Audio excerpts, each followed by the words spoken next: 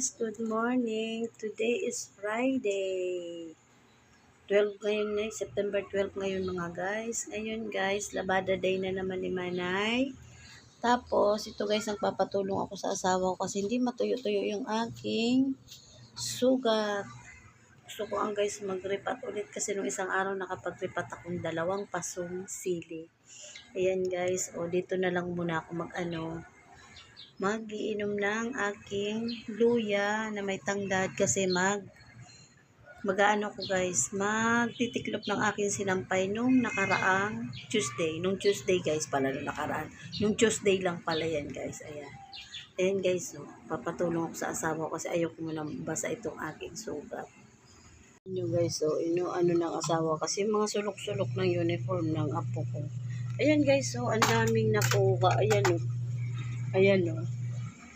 tinatsaga ng asawa ko, putkutin niya. Ayan. Ang daming nakuha niya yung mga sulok-sulok ng uniform. Ayan ang daming nakuha. Ayan ang tsaga niya magkutkot ng mga sulok-sulok niya. Yung mga kanto-kanto, ayan guys. Ayan. May laman niya.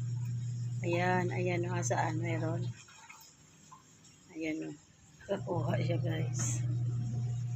So, ang ganda ng pagkalaba ng asawa ko, ang puti.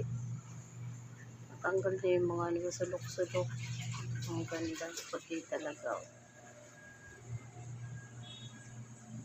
Guys, pinagsaing muna ako ng asawa ko. Ayan, yung brown rice. Tapos ngayon, magsusundo na siya sa apo ko, guys. Pero hindi pa tapos yung labahin niya. Kasi hindi nga ako, guys. Ako lang nagsasampay. Hindi talaga ako pwede muna magbasa ng kamay. Ayan, punta na siya doon na. Anin niya na yung apo niya, kakaunin. Ayan.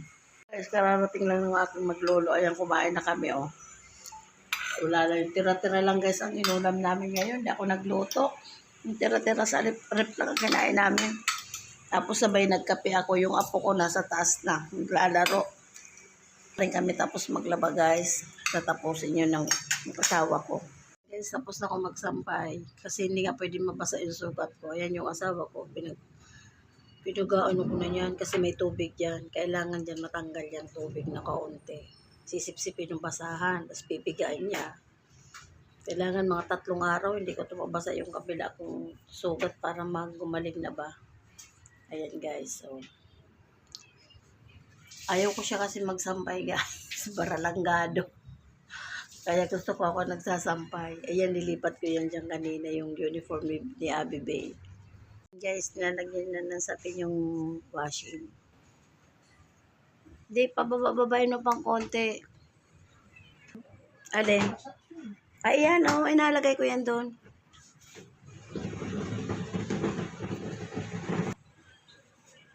Guys, tapos na. Ayan, bye guys. Thank you. God bless po.